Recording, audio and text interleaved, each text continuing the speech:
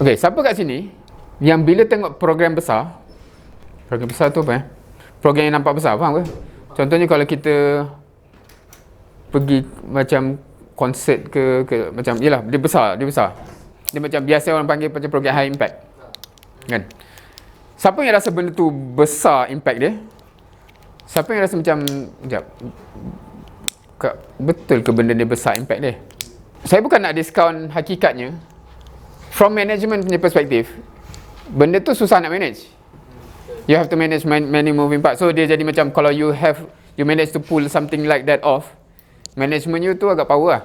Tapi yang saya nak cakap pula, dalam konteks outcome dia, is it necessarily just sebab dia tu besar dan meletup-letup macam tu, outcome dia akan besar?